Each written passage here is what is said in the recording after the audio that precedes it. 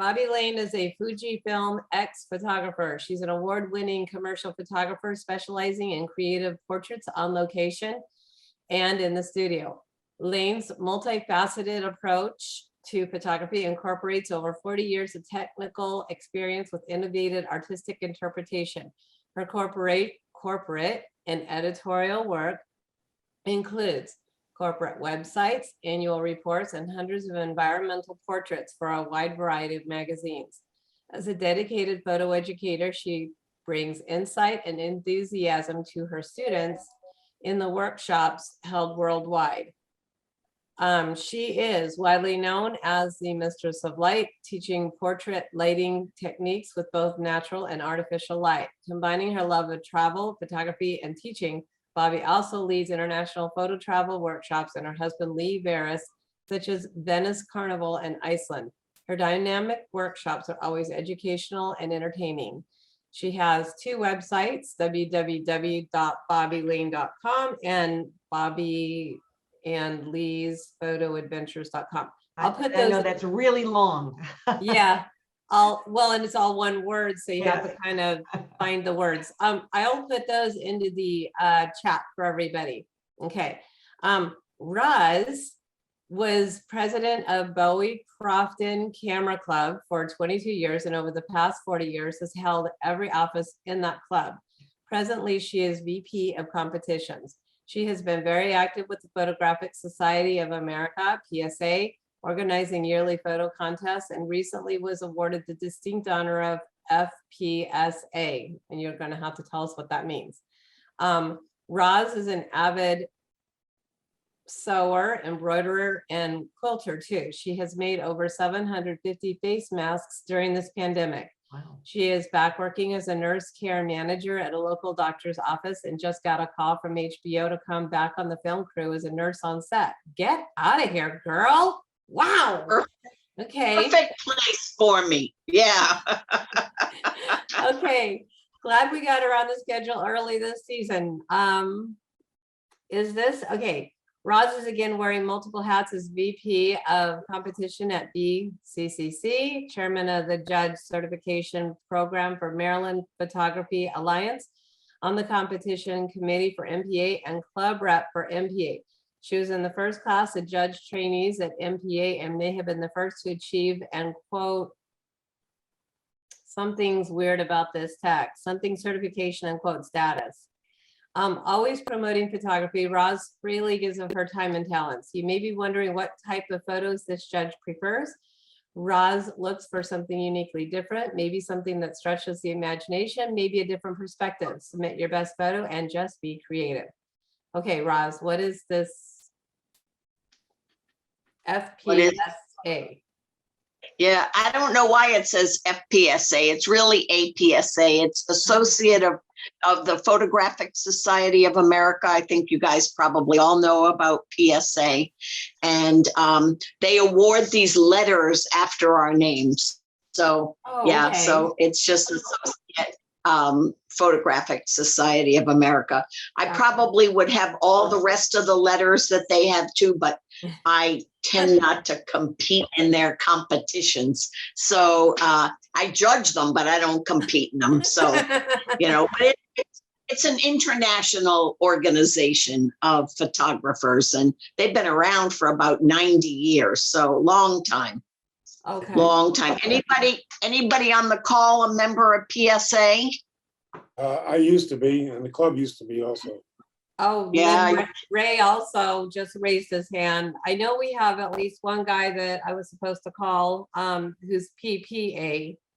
And I don't know the difference between the two. And right now it's not the time, but someday. PPA is the Professional Photographers Association, right, as opposed to PSA, which is Photographic Society of America. Okay. Yeah. So you might want to just check out PSA again. They've had a real big revamping of things, and it's gotten real interesting. Okay. Just to give you two a heads up, a lot of people shut their screens off. It's nothing personal. So if you see a bunch of screens go blank, yep, it's not you. Yep. Bandwidth. We know. Mm-hmm. Yep. All right. includes. Sean, we ready? Yep, I'm gonna shut mine off too, because, All right. What are you going to start with? all right, we're gonna start with tonight's our general and monochrome digital image of the year competitions. We have, hold on a second here. I'm gonna share my screen. Sometime or another. Where is it? I lost my Zoom link. Okay. Well, I think that, we talked about Roz and I both just doing like a little general, letting you know what it is that we're thinking. Mhm. So while you're pulling all that up, is this a good time to do that? Nope, go ahead. That'd be a great time. Okay, Roz, you want to go first? Sure. So we looked at all of the images. We had them for at least a week ahead of time. And I want to just say out loud, you guys have some fantastic end of year images. Kudos to all of you for entering and for working on your image. I've been looking for basically 4 things: subject, light, composition, and creativity. I really want to find that wow factor.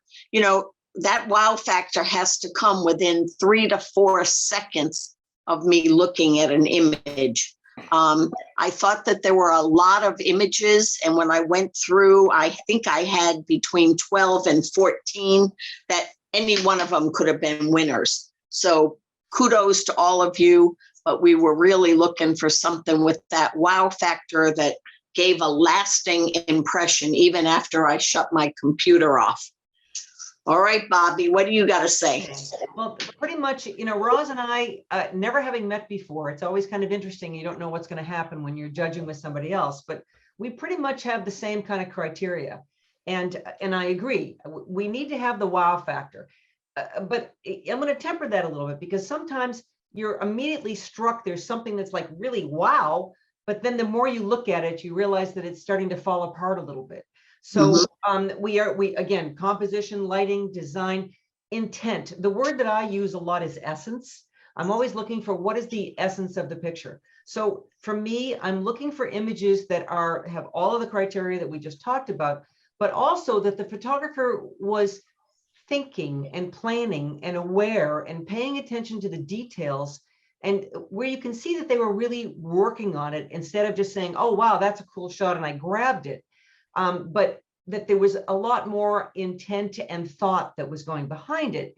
And those will stay with you longer. Now, again, we do really need to have something that's going to grab our attention. And we did talk about this, and all the teaching that I do and is really about understanding what it is that you want your viewer to see, feel, and remember when they're no longer looking at the image. So when they walk away and they're not looking at it, what did they bring with them? So I think as a photographer, we need to make sure that we are aware of all of that.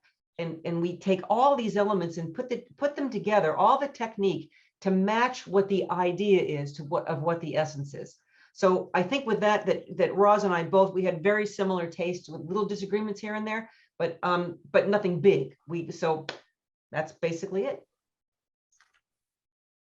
We know that these were all end of year, so Yeah. they've already won. We knew that. So please do not take offense when yours didn't win. We had to pick only 5 winners out of 50 or 55 images. So, and it was difficult. There was a tremendous amount of extremely good work. And in some cases, and you'll hear us as we talk about this, it was really, well, this one could be first, this one could be first, this one could be first. And so we really had to spend some time going through to pull out the gem. But again, congratulations to all of you, because tremendous amount of really excellent imagery here. all right, Sean. Okay, let's get the show on the road. I'm going to start with the general category. As we all know, these are images that were submitted in competition during the year. Not necessarily all of them won. Some of them won. But this is like a second chance for some of them. There's 55 images in general, and there's 50 images in the monochrome category. As you said, there's 4 honorable mentions and 1 winner in each category. So we're going to start with the general. And the first image up is Star Trails over Lake George, Alan Wiggins. Okay, Roz, you want to go first? We're going to Oh, go back and forth and help each other a bit. So yeah. So when I looked at this, I really loved the star trails. In my history, one of the guys in our camera club interprets all the photos for the Hubble telescope. So we get lots of star trails all the time. But I just felt like this image was a little off balance. There was really only the star trail and the reflections on the left, and then Lake George houses on the right. And it just didn't hold together for me. It had two subjects. So I pretty much agree with that. And again, it's a great location, but sometimes when you're doing the star trails, what's in the foreground to balance it out needs to have really some kind of importance in that. But having said that, this is really technically perfect. It's really technically beautifully done. mhm. Okay, next up is Fall at Hancock Village, Barb Lawton. Okay, so I'll take the lead on this one.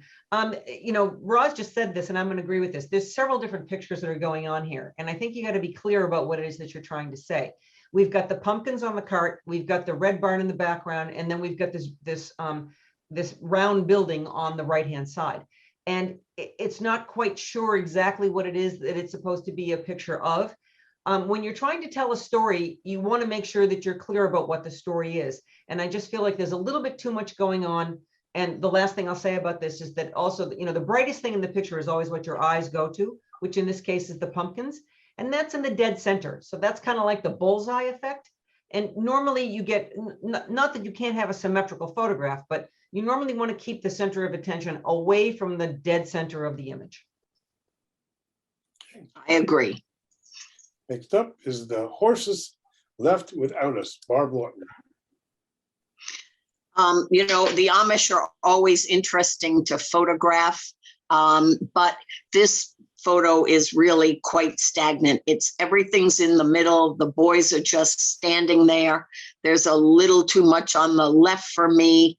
And I want to know what they're really looking at. So I just wasn't a strong enough interest for me. So yeah, Roz and I talked about how we would crop something, but of course, you know, we weren't the photographers. So what we would do, you know, we think this would be better if we did this. So, you know, having said that, this picture is really about the boys, and they're so small in the frame and their faces get lost. And that's what it's about. We've got too much other stuff that's going on that's not contributing to that. Okay. Next up is Humming, Bernie Fabry. yeah, Okay. this. Oh. Yeah, go ahead. Okay, so we both really love this picture. We think that it's extremely well done, and we had this really high on both of our lists. Technically, it's beautifully done. I don't know, Bernie. I realized as I looked at this later that I'm pretty sure that the hummingbird on the right was put in Photoshop. Now, I don't know that for sure. My husband is a post-processing wizard. He's world famous actually for his Adobe wizardry skills, but he came in and looked at it and it's like, yeah, more than likely it is. If I'm wrong about that, and again, there's nothing wrong with that, but somehow it took away the wow factor by thinking that was added in. But if it's really there, then this is like amazing that you could get all of that in focus and have that out of focus background, and to capture one wing perfectly, one hummingbird with perfectly still wings and the other one not. So it doesn't quite come together. It doesn't quite match. Next up is Under Her Wing, Bernie Fabry. Bernie, I think you like birds, and I agree. They're very, very, very nice. But I think really the chick, which is what I think you want me to look at, is just not sharp. I really wanted that sharp. So I think it's a good try. And I really looked at it for a very long time, but it just fell apart for me with the chick not being sharp. I agreed. I think that there's just a little bit too much going on, and we're not really completely involved with the tiny little bit of that. So next up is Gun Sight Boot, Bill Lanahan. Oh, this is me. Okay, sorry. Okay, this was another one that we liked a lot. However, the lighting could have been really intriguing here. There's a little bit of, I'm sitting here with my pointer going on the screen. I realize you can't see that. The formation that's in the foreground has some of that really soft light on it, which is really nice. But I think what falls apart here is that the processing could be so much better on this. There's a lot of detail, I think, that could be pulled out of this and a little bit more color. Not that I'm looking for super saturation, because believe me, I'm not. I think that people have a tendency to take that slider over to the right too much. I appreciate the subtlety, but I think that this is a beautiful scene. The lighting, it's like sometimes you got to wait for hours until it gets just right. You know what I mean? So it's just not quite there. And I thought the horizon it felt tilted to me. So that's why I, could nitpick that one. Okay, next up is Hustling, Bill Lanahan.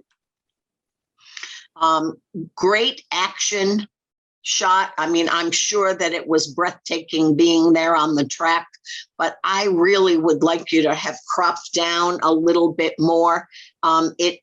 There's a lot of dead space for me on the top, even a little at the bottom.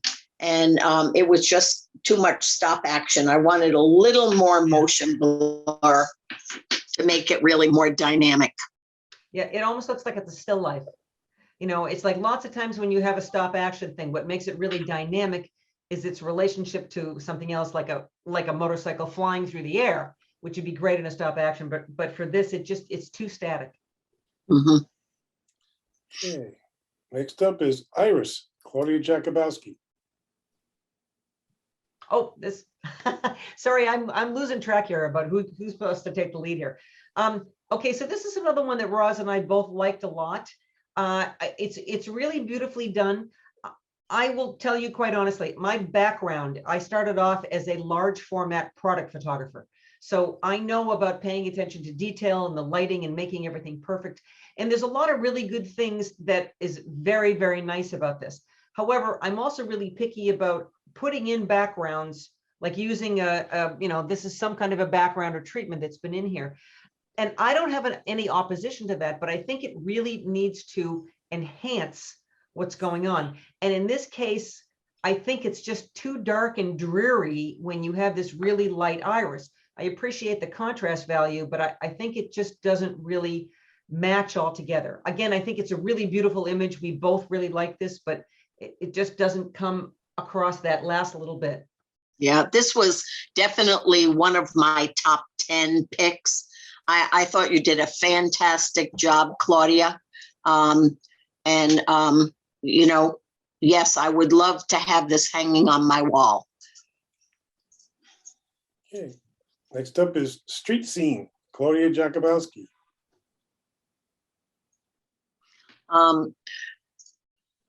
Let me see here. I know I have a note on Street Scene. I thought this was a very colorful day for you and to see this, but I just didn't feel connected to these people at all. I didn't have anything at looking at their face, and it was just a colorful street scene for me, but no connection. So that's why I just couldn't rank it any higher. Yeah, I feel like there's too many things going on. Again, I'm not quite sure what the intent of the picture is. What is it that you're trying to say? And that doesn't mean that you can't do a street scene that's got a variety of people in it, but normally you're still trying to look for something that's going to come across a little bit more. I think that the box that's hiding the person's head, that's really interesting to me, but then there's all this other stuff that goes on. So it doesn't quite grab you. Mm-hmm. Okay, next up is On the Hunt, Dan Steen. Okay, we both, again, we really love the bird photos. So I must tell you, I'm not really a bird photographer, but I've been a birder my entire life. So I appreciate how difficult it is to get something here. I do want to tell you one thing, and Sean, I got to let you know, is that to both of us, it looked like in the photos that we looked like that the tail was cut off. And it's obviously now, as we're seeing it, it's not. However, we find that branch that's going through the hawk's head is a little too distracting. And that would have been something that would have been easy to take out in Photoshop and would have made it a little bit stronger. Also, there's a little too much on the top of the frame because it's kind of pushing the hawk down at the bottom, pushing it out of the bottom of the frame. Exactly. And, you know, when you look at this image, your hawk is only taking up about a third of it. You could have cropped in a little bit more and got a larger hawk. Thanks.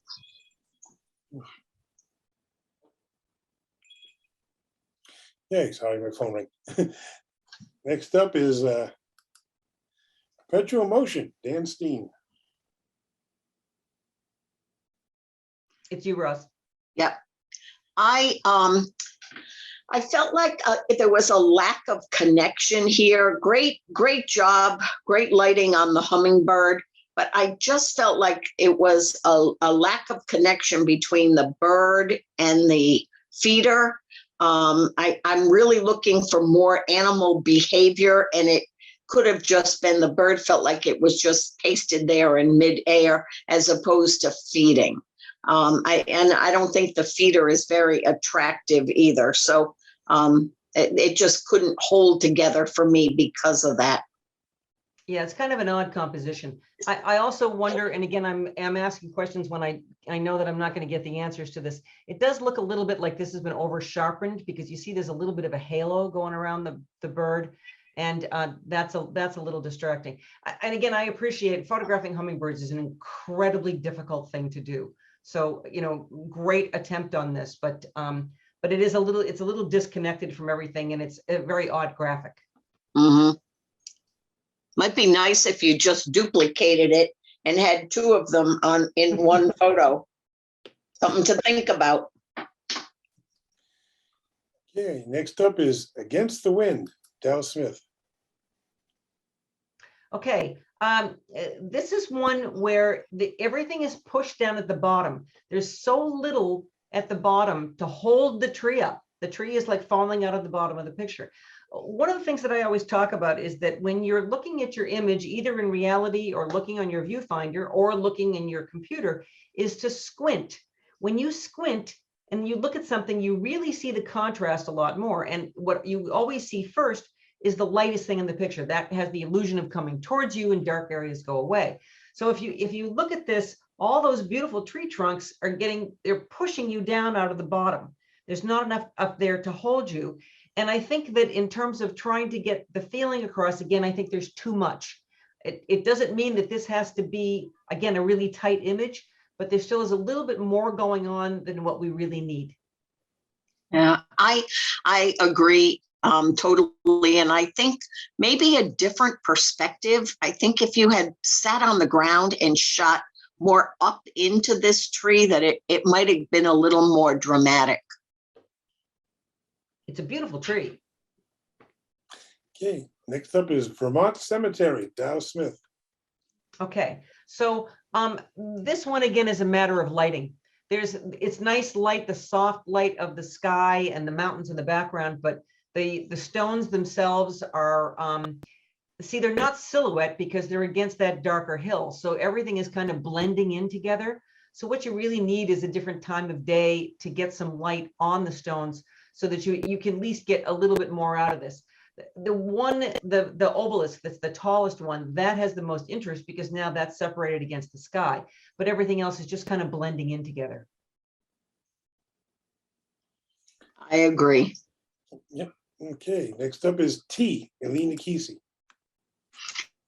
I really liked this a lot. This was in my top 10 mostly for creativity. I like how you manipulated the oranges, and I really like this image a lot.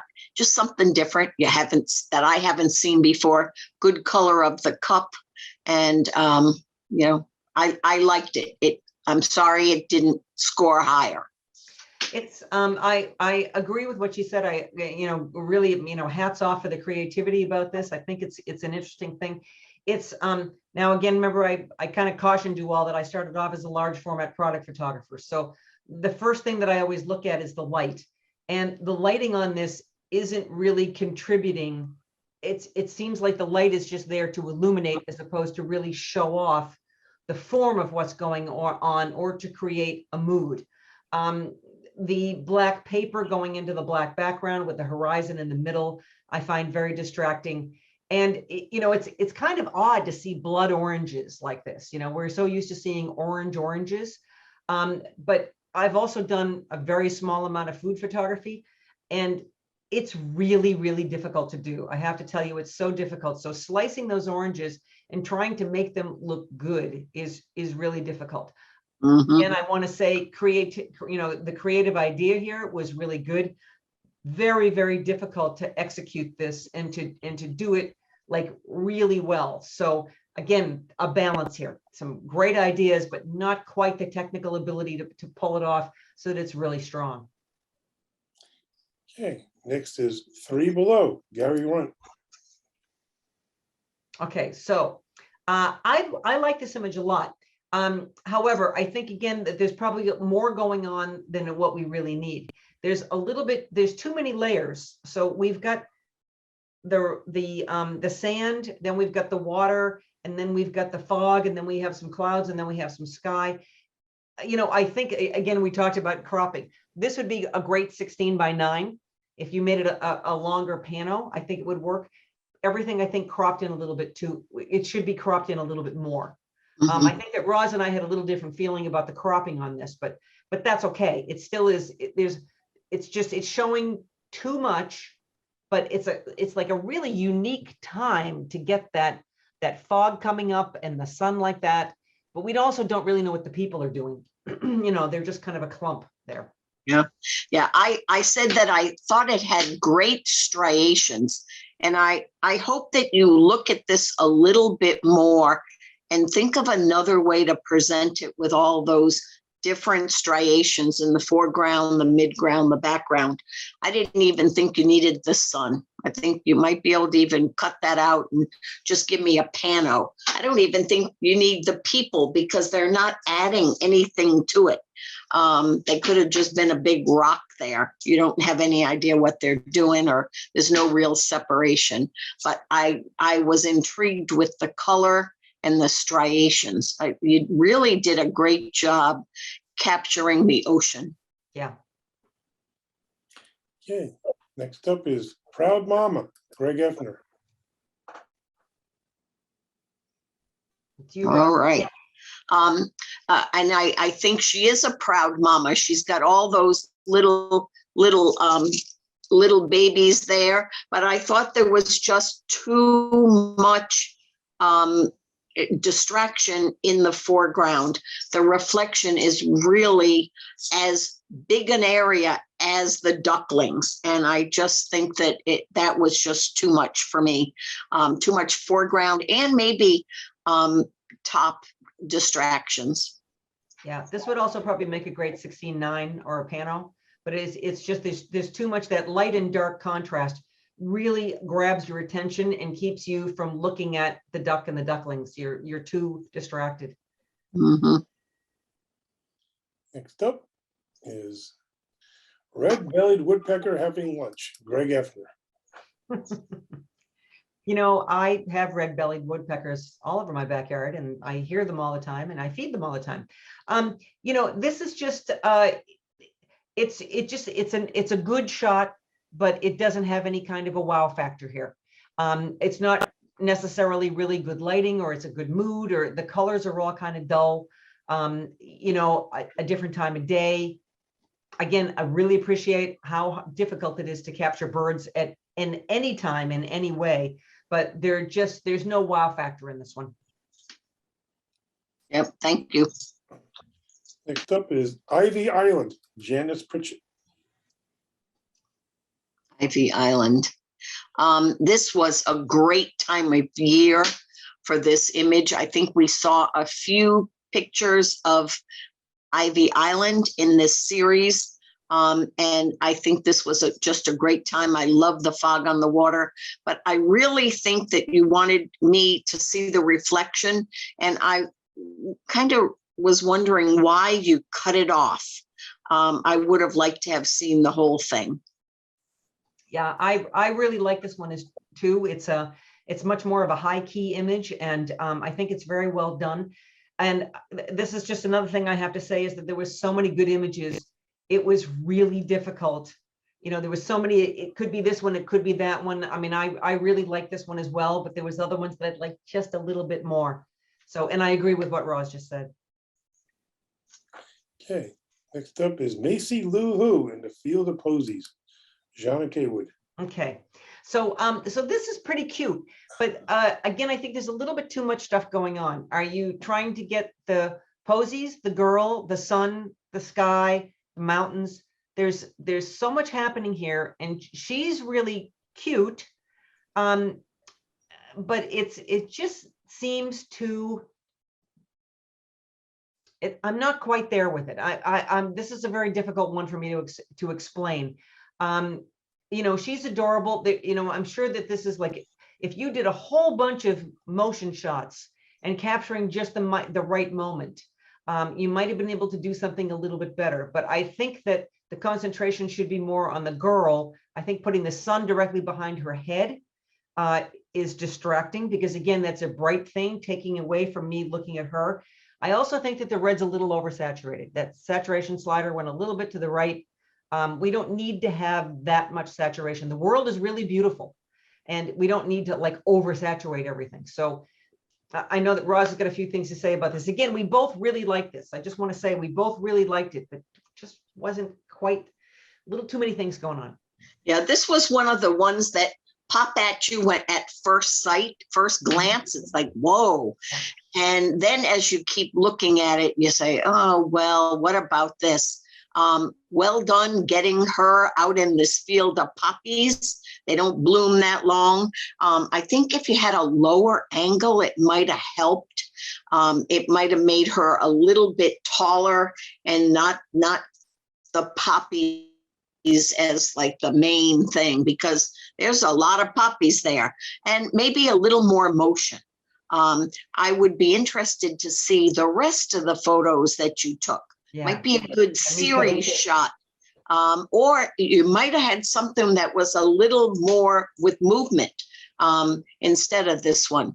You know, maybe you don't need her face in the shot, but you just need more of that kinetic movement. So I really liked it though. Yeah, me too.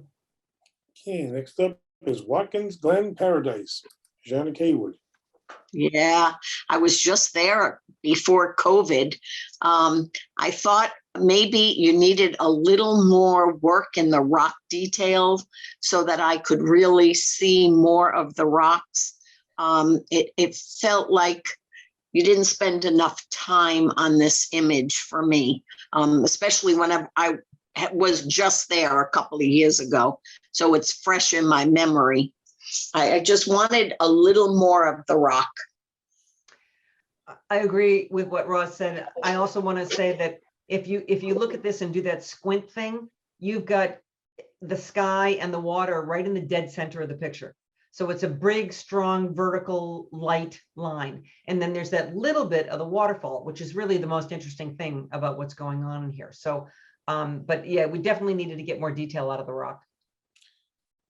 Next up is Freak Out, Joan Heffler. Okay, so we both laughed at this. I mean, this is really funny, but it's really just a grab shot. But you know, you got to laugh at it. But I don't think that we're looking at this in terms of a really like technically proficient or great idea. It's just a really funny shot. And the nose is in focus, the eyes aren't, but we want to look at the eyes, and it's awfully hard to look at the eyes when they're not sharp.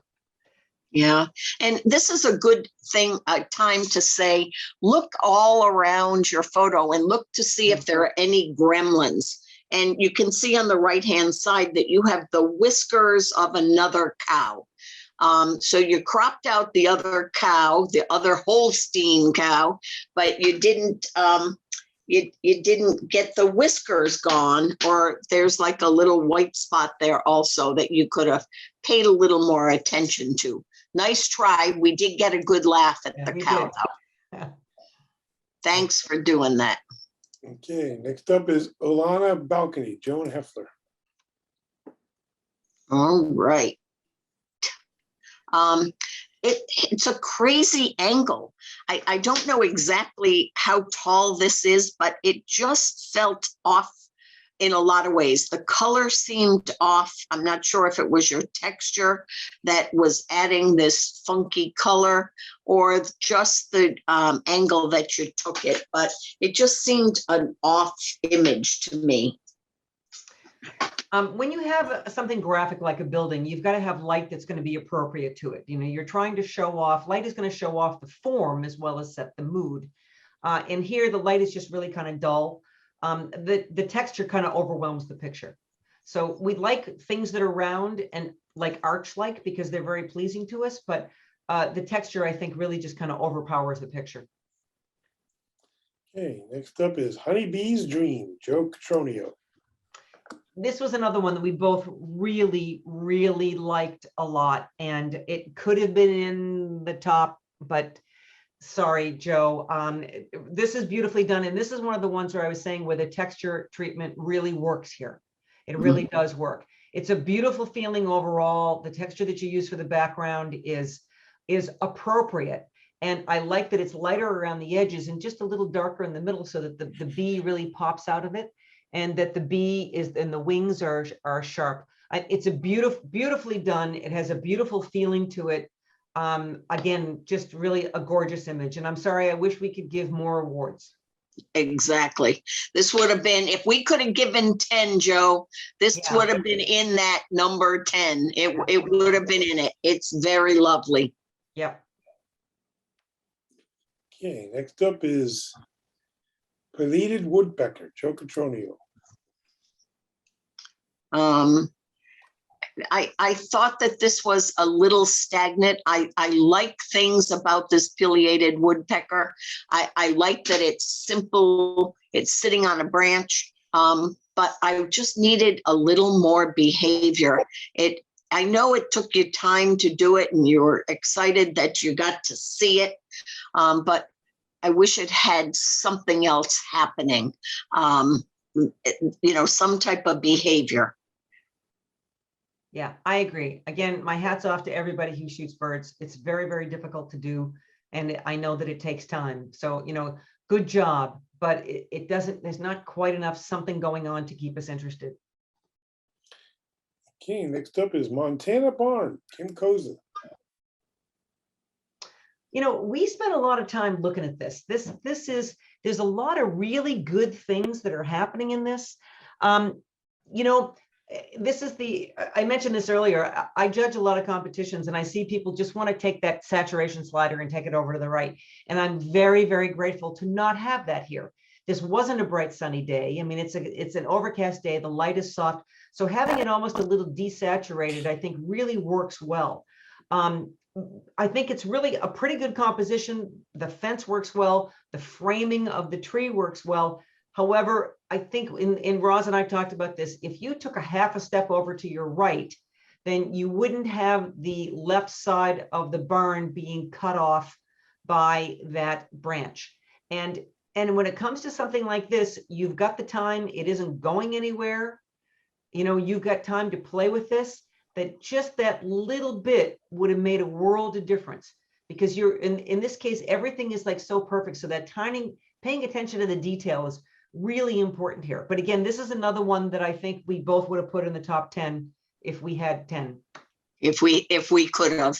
Yeah, I think, and if you couldn't take that step off to the right, then you could have used Photoshop and just cloned out those little branches to give that roof line its own little space.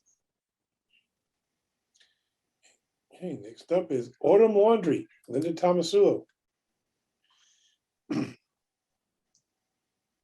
Yeah, I thought this was a nice image, a nice thing that you captured while you were there. Nice color, but really it's a funny angle to shoot the laundry and it needed a lot of cropping. But it was a good grab shot for you while you were there camping, remembering this event. I think by looking at the laundry, you were probably there a week. So kudos to you for being out there. there's some interesting things that are going on here. I think what really bothers me is that there's a tree right in the middle of the picture. So Mm. if you were able to come over to the right and be looking more at the laundry, not necessarily flat on, but just to have a cleaner background. Plus, it also feels like it's falling out of the bottom of the picture. So, Mhm. you know, there's something interesting that's going on here, but I think it could have technically been done a little bit stronger, a little more time exploring it. Yeah, and I hope you photograph those ferns because they look awfully Ferns interesting look to great. me. Yes. Okay, next up is security blanket, Linda Thomasula. This is another one we both found intriguing, but there's a couple of things here. There's too much going on. First off, the mother horse is looking out of the frame, is like so far over to the edge of the frame, and again, you've got the light against the dark. So how does your eye move? So that the diagonal of the neck and the diagonal of the head is kind of like taking you up and pushing you over there. It took me a while when I first looked at this to even realize that there was a colt there underneath the mother's tail. I would love to have just seen that. That I think would have been intriguing, but again, I think there's just too much going on. Not quite sure exactly what the essence is here. Yeah, and the branding really disturbed me. It was very distracting. Okay, next up is balancing a Joshua tree, Nancy Jones.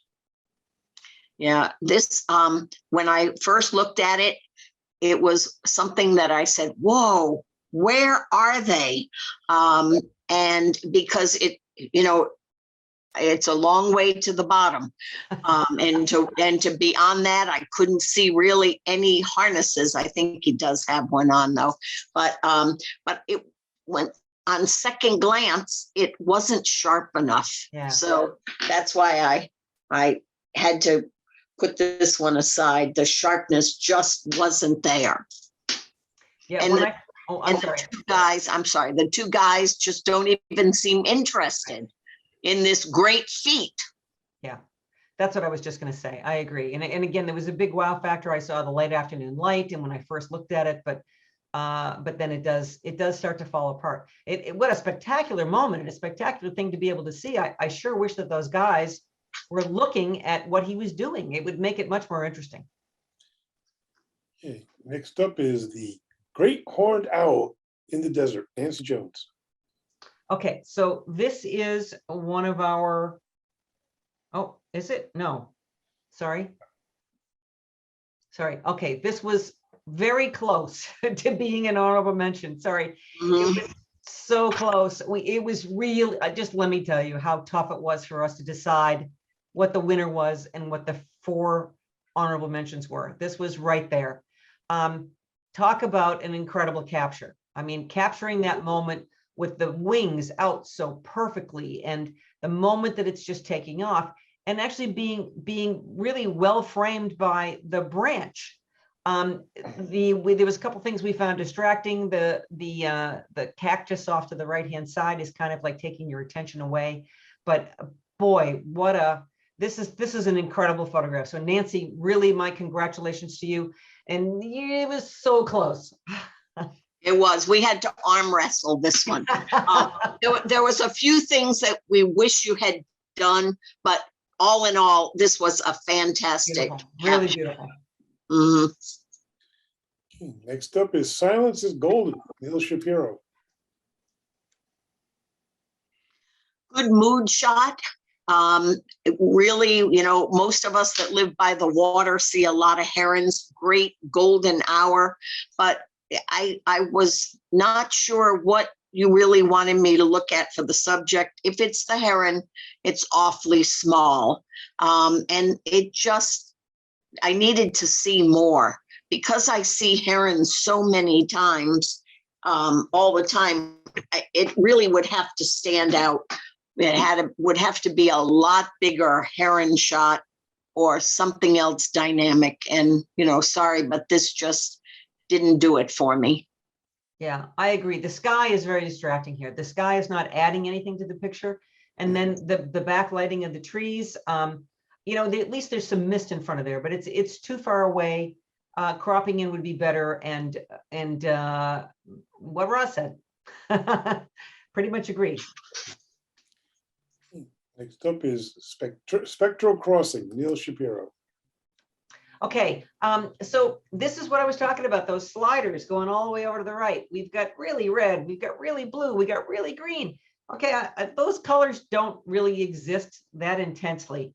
So the first thing I'm going to say is, like, calm it down a little bit. I want to come back and say the world is really beautiful as it is. Somehow photographers have gotten into this thing about the super saturation, and it goes over the top. So that was the first thing for me. It's like, it's got to be pulled back.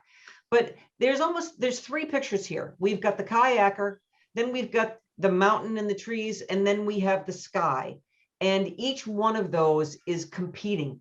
So it wasn't really, what was the picture about? If it's about the kayaker, then I would rather just see the kayaker and maybe a little bit of that green in the pond. But it's just, there's too many things going on and way too color saturated. Yeah, and you could just separate all those and have 3 other photos. But good job, Neil. Next up is still standing, Patricia Newhart. Yeah, I think that this was one of those kind of iconic shots that you had to take. And you were there, that record shot, I was there, but really and truly it's just needed something else. I think that we needed more detail in the wood, maybe larger, and it just lacks sharpness, I think. So that's why I had to put it out. Need more detail. Yeah, I think maybe a lower angle and let the tree be separated against the sky, because again, it's kind of blending into that hill in the background. It kind of reminds me of, those things that they have at like first on the side of the road where they've got they're blowies, they're like sit there and they're kind of like, it's kind of like one of those kind of things, which is kind of cool. I kind of like that, but I think the angle on this really needs to be worked on so that you get a little bit more separation. Mm-hmm. I always tell people, it's like when you stop and go, oh, that's cool, I want to take a picture of it. Don't take a picture of it. Wait a minute, look at it and say, what am I attracted to here? Why do I find this interesting? And when you have a better understanding of it, then you're going to be able to find a better approach that's really going to get your idea across. And I think that this is a really good example of that. If you thought about it a little bit more, looked around a little bit more, tried some different things, what is it that you're attracted to? And then you're able to actually pull out what it is that you're trying to say. Okay. Next up is White Tiger, Patricia Newhart. Okay. Yeah. Beautiful tiger. I mean, it's absolutely beautiful. But the tigers, forgive me, I'm trying to be funny. The tiger looks a little bored.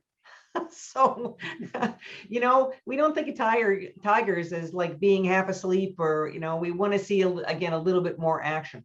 What's really interesting here is the fact that you've got a beautiful white tiger. It isn't so much that it's a great photograph as that it's a great subject. And I don't know if you could have done anything to make it any better. It really would have been a matter of waiting for the tiger to do something more interesting. Next up is Salamanca Garages, Phil Olivo. We really, really liked this one a whole lot. This was one of my top 10.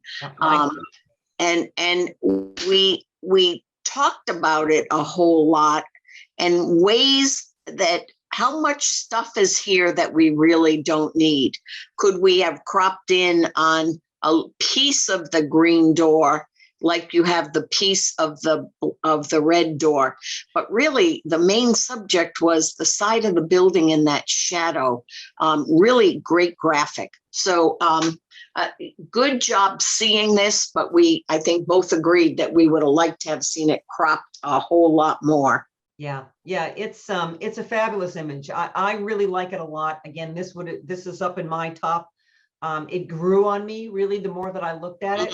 And again, I like the idea of what Roz said. If you did like half of the green door and then you've got half of the red door, I think that alone, a crop like that, would have been enough to pull it together to really make it a very, very powerful graphic. It's powerful now, but it could be just a little bit better. So for yourself, you might want to go back, Phil, and just look at a crop like that, because I think this is really beautiful. Next up is Seattle Abstract 2, Phil Olivo. Okay, Phil, another one. Really beautiful. I mean, we just truly love this image. However, it's not sharp. And because of that, we had to say it couldn't go into the honorable mention category. If it was sharp, it's a huge contender. Beautifully composed. The colors are great. They might be a little bit too bright. I've been there. I know what this looks like, but it's just losing that sharpness for something that really should be sharp is what dropped it down for us. But you know, otherwise we loved it. Okay, next up is Serious Engine, Ray Hendrickson. Yeah, and if you're not a car guru, it just doesn't hold. It just doesn't hold my interest. I mean, I glanced at it. The red grabs my eye, and the yellow for the dipstick grabbed, and the oil grabbed my eye. But other than that, it just couldn't hold my interest. Contrast isn't really there, and sorry, but unless you're a car guru, I think there's just no real center of interest. Yeah, and I'm also not sure that it's sharp. It also looks a little bit off to me. And otherwise, yeah, yes, what Roz said. Okay, next up is The Cockpit, Ray Hendrickson. Okay, so back to the cars again. So there were some things about this that I really liked, but again, I think there's too much going on. For me, if you cropped the entire right side of the picture off, so what you were looking at is the steering wheel framed in there, and you took the bar off and everything else that's going on over there, because it's just too busy. There's too much that's going on. If you crop that off, then you've got a really interesting. You've got all the circles. You're nicely framed with the blue metal, and you simplify and you really get the idea across. So for me, it was just a little bit too busy. It was fun to look at, but yeah, it couldn't hold our interest long. Next up is Interactions, Rich Schreibstein. Yeah, I thought that it's a good attempt at street photography, but that a lower angle might have helped. You needed more interaction between that child and the man sitting on the stoop. But there was just a lot of other things happening that took my eye, like that policeman standing in front of the liquor store talking to somebody. That to me was more of what I wanted to see for an interaction rather than the child and this man. Yeah, there's a little too much going on for it to keep to the essence. I really appreciate about the idea about the older man and the little girl and trying to bring that together. And I got to tell you that street photography is probably one of the hardest things there is to do. You've got to be aware of so many things that are going on around you, and you have to be aware of absolutely everything. As Roz said before, looking at your edges. I think, my husband calls it perimeter duty. You look around the edges, but it's not just that. We always see what we want to see, and we need to be as stupid as the camera, because the camera is only going to record what we pointed at. So you saw this moment of the interaction between the little girl and the man, but you didn't see the people in the background and all the other stuff that was going on. And again, I don't know that in this situation there's anything that you could have done better. It's just that this is a very, very difficult thing to do, to make a really strong street photo and to really be able to capture interaction between two people. Okay, next up is Urban Backpacking, Rich Schreibstein. This is a similar kind of a thing. There's something interesting about them with all the backpacks on this. I think the windows are completely superfluous to this. In fact, I find them very distracting. In fact, I keep doing this. I'm holding up a piece of paper. I think if you take away the windows, then you're concentrating more on them. But again, I don't know that there's that much interest in there. And I don't think that the lighting is really helping you tell the story. So, you know, again, always street shooting is so difficult to do, and trying to capture that exact right moment is really difficult to do. So I applaud your effort here, but it's just, again, it's not quite there. Yeah, I can feel the hill. I can Yeah. feel their drudgery up this hill. And I think that this might be a series shot where if you had a few of these images of these kids walking, it might be a better story than just this one image. Okay, next up is Daybreak, Robert Neer.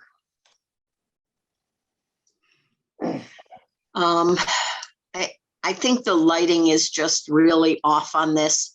It has a lot of potential being at the water after a snow with some ice, but you just don't have that dramatic lighting that you really need to wow this photo. Yeah. Yeah. You want to pick up all that texture and of what's going on. And so, you know, I agree. Next up is Beach Bum Bird, Ron Klein. Love the name. This is very well done. Again, a lot of the bird photos we found were very, very well done. I appreciate the fact that we've got the little track of what the footprints are in the sand. However, what's happening here is that the bird is like running up against the edge of the frame. So there's more space behind the bird than there is in front of the bird. And normally you want to give a little bit more space in the direction of what where the action is happening. And, you know, rules are made to be broken, you know, so I mean, there's times about that I can let that go. The background is very kind of clear and clean, and it's a very good shot. Both of us, again, really like this a lot, and very close to being up there on the top, but we not quite, just so hard. The bird shots, there was so many good bird shots, and it was really hard to pick what was really going to be strong. Yeah, because they all compete against each other. You know, no matter how hard we try to look at each image as its own entity, in your mind, they all compete against each other. But this shot was one of my top 10. I thought it was a great capture. Great job with the prints. Great job with that foot being lifted. But I found that white mat not helping you. I wonder if a black mat would have held it together a little bit more, because the colors are so muted that the white mat just seemed to wash everything out a little bit more. But it's a great bird shot. I'm sure somebody would love to have it hanging at their house. Yeah, agreed. Next up is Convent of St. Francis, Faisal, Italy, Ron Klein. And we looked at this one for a long time too. It's a very pleasing graphic. The colors are pleasing. The window, the arch, that little pot there, the old doorway. I mean, it's a very pleasing photo. Even the background is pleasing. And it was just one of the things that we said, well, if we could have just lowered the window a little, if you had just shot it at a little different angle, maybe sat on the floor, maybe things would have been just perfect. But it's a very lovely image. Yeah, it's really beautifully done. This was another one of the ones that I really liked. I love the quality of light that is coming in here. I think that really helps you set the mood. And I just thought about this, you know, this is very pleasing, and I wonder about it being so cool. Maybe if this was warmed up a little bit, it might have just kind of given you a little bit more. Looking out the window, everything is like so cool, but maybe everything should just be a little warm. But again, a beautiful image, really, really beautiful image. Yeah, Ron, I would just suggest trying it in a black mat. I think I don't like white mats today. Next up is Man with Best Friend, Ronald Spear. This was really a fun shot, I'm sure, for you to shoot, but they're disconnected. Everything is disconnected. The guy in the photo, the ball, the dog doesn't seem at all interested in it. It just totally disconnected for me. Yeah, Good lighting though. yeah, I agree. I agree with everything you just said. Okay, next up is rice paper butterfly, Ronald Spear. Okay, this was it's like the birds. There, it's really hard to get this stuff. I've shot butterflies myself and very, very difficult to get to. But the problem with this is that yellow pistil, because it is the brightest thing in the picture. It's a really strong graphic. It's grabbing your attention and pulling you away so that you can't really see the butterfly. All I can see is that bright yellow and white pistil. So, and it's also kind of like right in the center. So, I wish it was on a different flower, but Yep. you know, well done. Too many elements. Yep. Next up is bulb in bokeh, yours truly, Sean Sullivan. Oh, Sean, you should have told us sooner. I really like this one a whole lot. What I like about it is the smoke in the background and that crazy light bulb. I love these new filaments in these light bulbs, but that glass that's hanging there was distracting. It didn't, I don't think needed to be there. I think if you had cropped that out and just given me the bokeh at the bottom, those three, I think it would be a much stronger image. But it really was I love the bulb and the smoke. So Sean, this was one of my favorites. Okay, as again, former product photographer. I really love this. I love the mood that you created. This is where, you know, one of the things where Roz and we don't completely agree on. Those glasses don't bother me at all. I don't have a problem with that at all. They're kind of, to me, part of the bokeh and the feeling that you're in a bar where the glasses are hanging upside down. The bokeh is great, and I think the bulb is great. My only criticism on this is that there is one of those lights directly behind the bulb. Well, not directly behind, it's on the edge. So instead of seeing, if you look at the bulb, the left side of the bulb has got that beautiful light that's defining it, and the right side is dark. But you've got then that, it's like a big white blob coming out of the bottom right-hand side of the bulb. And that to me is distracting. So a half a step to your left, so it would be completely behind the bulb, I think would have worked a little better. You know, it's just, again, one of those tiny little things, but this was one of my favorites. I thought this was really a terrific image. Yeah, and maybe one more glass of wine would have helped too, Sean. Next up is Pier at Sunrise, again, Sean Sullivan. Okay, Sean, can I ask you a question? Since I can ask you a question since you're running here. Did you put those birds in after? Yes. Yes. Okay. I thought one of my trademarks is adding birds. Okay, well, that's I'm really okay with that. The thing that gets me is that they don't match the lighting. Yeah. So that just kind of pulled it away from me. I mean, it's a very simple classic composition. I think that putting in the birds in there is beautiful. Maybe a little too much saturation. You could have pulled it back just a little bit here. But you know, overall, I still think it's a really, really good job. But again, be aware about if you're going to put something in, the lighting has got to match with what's going on. Yeah, and I think the birds really is what kicked it out, because of that added, but it was in my top 10. So well done. Yeah, well done. I should have made them silhouettes. Yeah. Next up is Hi Horsey, Sharon Silversmith. Yeah, a nice shot of this baby. I think that somebody's mother or grandmother will just love this image, but it's like a grab shot to me. I really am not connected to this child at all. And the colorful clothes, I really want to have more of a connection. The white gate there in the back doesn't help. And, you know, we don't know what the child is looking at all. So nice shot, but, you know, I feel very disconnected from the subject. Yeah, I agree. I think the white behind her, it's just very distracting. I feel like there was a moment that you were trying to capture, but all the elements are again not supporting that moment. Okay, next up is Where's My Body, Sharon Silversmith. Okay, this was another one that gave us a good laugh. I thought Yes. that this was really clever, but I think that beyond it being clever, it doesn't really have much to say. Technically, again, it's just not that interesting. And there's this head in the dead center of the picture. So we're back to that bullseye effect. And, you don't really want to put your center of attention in the dead center. So I like the idea. And I think if you played with this a little bit, the whole idea about where's my body and the floating head, if you spent a little bit more time on this and explored it a little bit, I think you could have had something that would have been really interesting. Yeah, and maybe add other elements to it. And thanks for not making the joke of he doesn't have a leg to stand on. Next up is Taming the Snake, Thomas Whitmore. We looked at this one for a long time also. A very long time.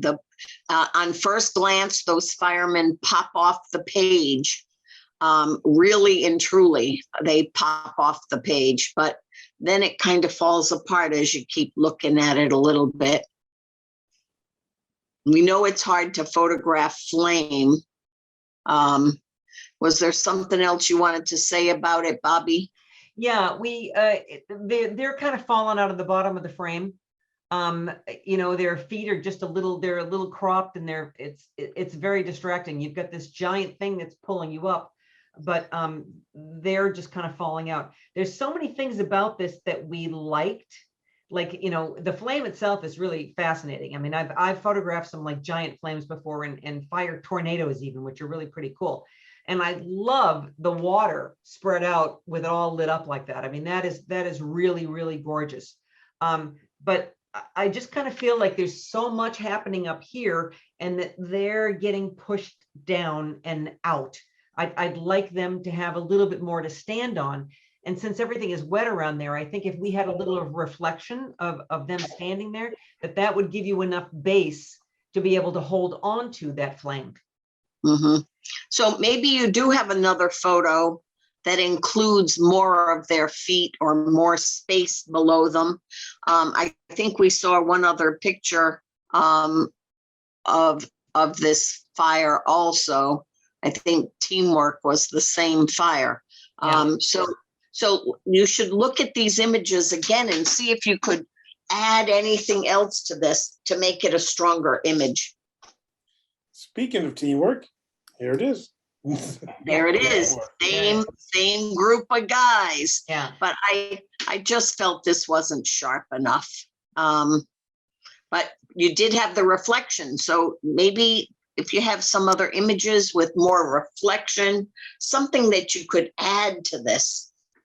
Yeah, it's kind of like a little in between. Now here you're losing the top of the fire, and of course here the fire has gone totally white, where you had detail on the other one. So again, there's lots of things in here that are very interesting. And when you're in the middle of this, trying to figure out all these things is also very difficult to do. So again, Thomas, I really want to applaud you on both of these images. And I think you did an excellent job, a very difficult thing to do, and some fascinating stuff. So I would love to see if you could go back for the other one and see if you've got something that's got more underneath their feet. Yeah. And when I shoot this kind of action, I always shoot it, continuous shutter. So I'm hoping if I take 50 photos, I'm hoping one of them will be what I want. Right. Okay. Our honorable mentions. First up, Downtown, Alan Wiggins. Okay, who's going on this one, Roz? You want me to start with it? Sure. This was, definitely when it came up on the screen, it was definitely a winner right off the bat. Away. It is just lovely. A great time of night. The people in the scene, the reflections, everything works. Really a very dynamic photo.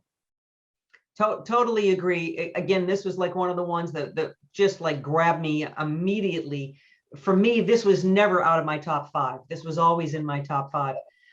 This shows the forethought, the planning, the thinking about this, the thinking about getting down to the low angle to get the reflection just right, waiting for that person to be in that spot that they're still clear, that, that is just like so perfect. And then the two people that are walking, again, everything is like perfectly placed. The quality of light, the time, all of that, the processing and all of this Really, really beautifully done. Congratulations, Alan. It's an excellent Yeah. image.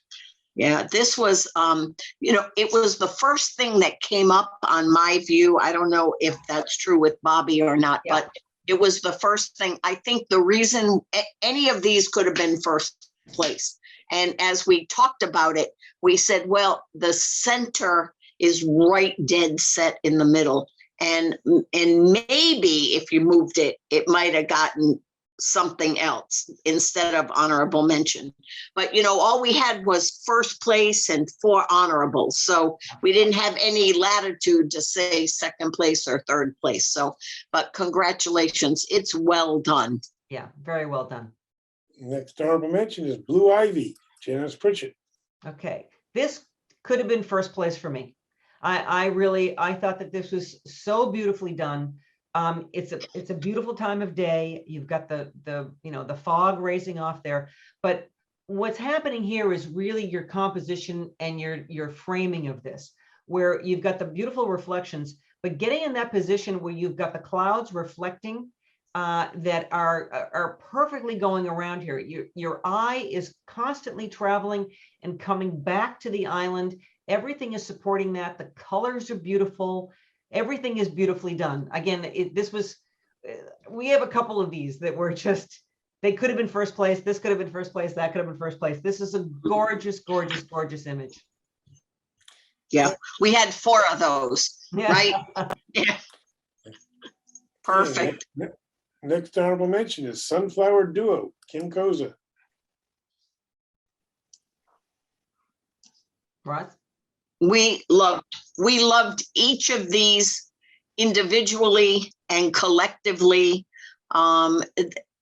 Kim, they are fabulous, absolutely fabulous. I bet you have a series of these that they're just as fabulous, but there is nothing that I could say that it's lovely. Both, they're lovely, just how you presented them. Either image could stand alone. I love what you did. Yeah, absolutely gorgeous. During the pandemic, when I couldn't do anything else, I shot 30,000 pictures of flowers. That's not an exaggeration. And I love sunflowers. Sunflowers are one of my top 3 favorite flowers, and I'm fascinated by them. I also shoot flowers as they're dying and when they're all dried up and dead. So for me, I had a very personal interest in this. However, beyond my personal interest, the composition and design in this, but mainly the lighting on this, is just the right direction and quality to be able to pull up that texture and to really, you can feel what this is. You can feel how the flower, the petals have dried up and they're starting to get crusty. And this is another beautiful example about using a texture background that works perfectly for what this is. Again, love these, love these, love these. Roz and I talked about that if you had another one and you had a triptych, that would probably be great as well. But again, each one of these can stand by itself, and I'm totally fine with the 2 of these. Again, Kim, fantastic, fantastic job. Okay, our last honorable mention is Standing Watch, Robert Neer. Okay, so immature bald eagle. Oh my God, that the direction of the branch, the framing on that is gorgeous. The dramatic sky that's in the background and the look that's on the eagle's face. All of this, and beautifully composed. The eagle is just in the right place in this. I probably could have stood a little bit more contrast in this. It could have come up just a little bit more, but it doesn't really matter because it's so really strong exactly as it is. I think that this is a fantastic image, Rob, and congratulations. I also congratulate you on your patience, because I'm sure that you've had to sit there for a very long time waiting for the eagle to get looking in just a certain position to be able to show off the beak, to see the eye, the ruffle of the feathers and the sky in the right place. It really beautifully, beautifully done, Rob. Congratulations. Yeah, and the talons. And I think the look on the eagle's face is, why didn't you give it first? I think that's really the look. But I want everybody that's listening today to look at this branch. The diagonal of the branch, the neatness, the simplicity of this branch, as opposed to the owl picture that was just branches all over the place. I mean, this just simplified the whole image. And, you know, if we could have given 5 first places, this one would have got one. Roz, I think I want to correct you. I think you were talking about the hawk picture with the branches. Oh, the hawk. Yeah, The hawk the owl picture. picture was really nicely framed. So Yeah. The but hawk yeah. picture. Sorry. So, Yeah. Again, congratulations on this, Rob. Really a truly stunning image. Okay. And our winner, first place, Golden Gate Bridge, Alina Kesey. Woo! Hey, yippee. Yeah. So I hope she's on. Is she? Yes, she is. Okay, good. We felt this was really a very iconic scene that we've seen over and over and over again, but it was done so well. The long exposure on the water. I really loved the lights on the bottom right that were reflected there, and the rocks. I mean, it just was done very, very well. Yeah, your timing was perfect on this. I mean, you just captured that right at that blue hour with lights coming on. And again, I appreciate the longer exposure that's not too long, because I think here that if you went too long and you had more movement in the clouds, it would distract from the bridge. Because what is it about? The essence is about the bridge, right? It's about that gold against that blue and popping out at you. So again, it's like we've seen images like this, but this one is so well done. It fits all of our criteria. There's the wow factor. It's the technique is beautifully done. Everything is supporting what the essence is about this. So Elena, congratulations. This is really a stunning, stunning image. And Elena, did your feet get wet? No. And I was lucky with the timing because we had to visit many places in one day, and we really running to catch the right time with this one. Beautiful. Yeah. Thank you. And your positioning, your composition is just right. Beautifully done. Just beautiful. Thanks. Congratulations. All right, we'll move on to our monochrome category. We have 50 images with 1 winner and 5 honorable mentions. Okay. And Bobby and Roz, can we just like speed up the commentary a little bit? Yeah. Okay. Sorry. Yes. Just because of, let people go to bed. Go ahead. Yeah. Monochrome. First Okay. up is Bird Feeder, Alan Wiggins. Okay. So for this one, it's not interesting enough. There's not enough. It's kind of like split. It's like he's the silhouette on one side, and then there's the little birds on the other side. There's not a lot of connection there. So it just didn't really pull together. Remember, when you're working with black and white, you're really just working with tonalities. You're taking away any kind of emotional or compositional effect of color.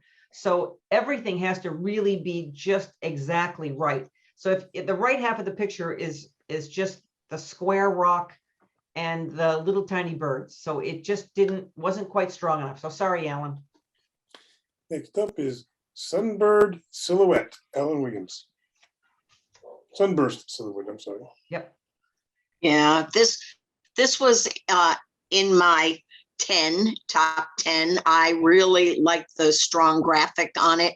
But looking back on it, I just felt like maybe the clouds had been added or at least extrapolated. And so, but a good try, a very good try. We like what you did with that sunburst, and it's a very good graphic.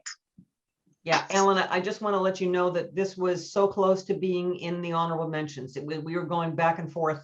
So again, we arm wrestled, but we were in agreement that there were so many really, really good ones here. So excellent job. Congratulations. Next up is Coastal Weather, Bill Lanahan. Okay, so there's a lot of good things that are going on in this, but altogether, it doesn't really it doesn't compositionally come together. If you go back to the squint and you look at this, what do you see? You see the sky and you see the water. 25% of this picture, the bottom right-hand corner, is just empty sand. And there's a lot of stuff that's going on that doesn't really do much. And the rock that's in the middle is kind of like just a big dark object in the middle of the picture. So it's just needed a different approach, a different composition.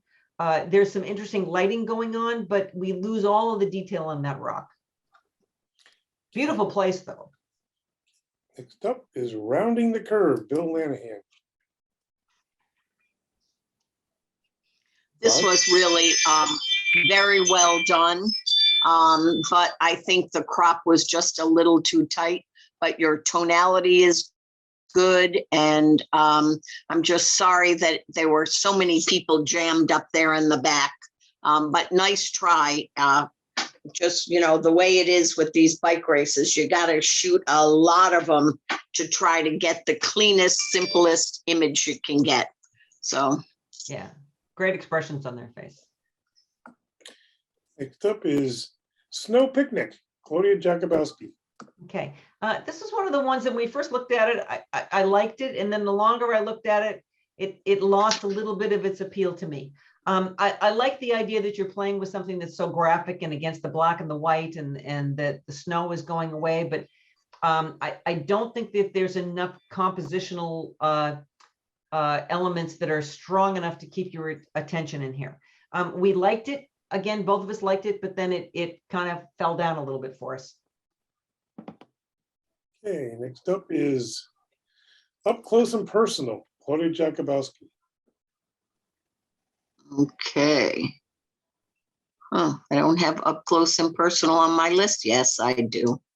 I thought, you know, we see a lot of cat images, and so, you know, in your mind, you just put them all together. And I just thought that the crop was a little too tight. We need more of the cat, and we need it all in focus. We really need to get some personality. The cat's pretty dull. When you're really in tight like this, then it's really all about the personality. So, you know, the cat's just not, is just kind of a little too calm. Needed to have, like, you know, we see so many cat pictures that are really funny and interesting, and that's what I was looking for here. Next up is Old Number 7, Dan Steen.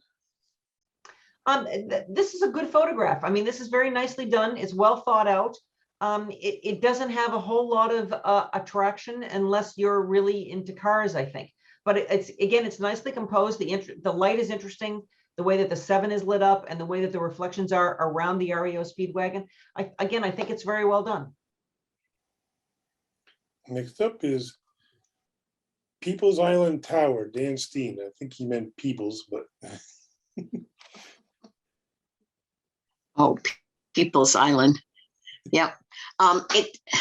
It's a nice toning of this water tower, but really the tower seems to be tilted, and there just wasn't enough to hold my interest. It just needed something a little more pizzazz. Yeah, the toning is nice. It's not a very interesting shape. I think that for me, that I need to see something that's a little bit more interesting to look at. Next up is Abandoned Croft Isle of Harris, Scotland, Dow Smith. There was things about this that I really liked, and I am Scottish descent, and I'm planning on a visit there this fall. I think that the processing needed to be better in this. I want to see a little bit more of that texture. I want to get a little bit more detail. You've got a lot of dramatic stuff that's going on in the sky here, and I think it's a really interesting composition. So this is more about the processing for me, that I think with some better processing, I think this is going to be a lot more interesting. Yeah, I agree. Next up is Alpha in the Rain, Dow Smith. There was a nice effect on this, but I just think that there just wasn't enough to hold my interest. You know, it's almost like really stark white and black and nothing in between. So it just was nice. I think it must have been a great day for you, but not enough there to hold my interest. Yeah, not quite sure that it's sharp either. I think that you lost a little bit of the sharpness on this. Next up is At the Shore of a Dream, Elena Kesey. I like this one. Again, I think you're really going for that mood that's here, but we both kind of felt like this is almost two pictures. You've got the faded reflection, or the faded in the faded trees in the reflection, and then you've got a strong tree in the foreground, and it's a little too different between the two, and they're not really linked together. But I love the reflection of the black and white and the moodiness of the Ivy Island. Next up is Panning the Kitchen, Lena Kesey.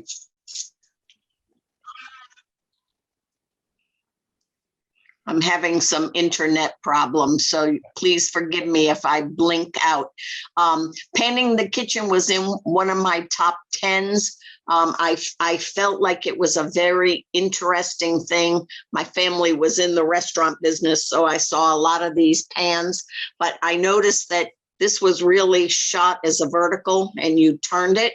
And so I, let it go because it's an interesting subject and I like your processing. I like your handling of all those reflections, but it bothered me that they were hanging a different way and you flipped it. Yeah, we both really like this one a lot. But yeah, it was, again, it was close. It was so close to coming to an honorable mention. Okay, next up is Foggy Remnants, Jerry Runt. It's a little too foggy.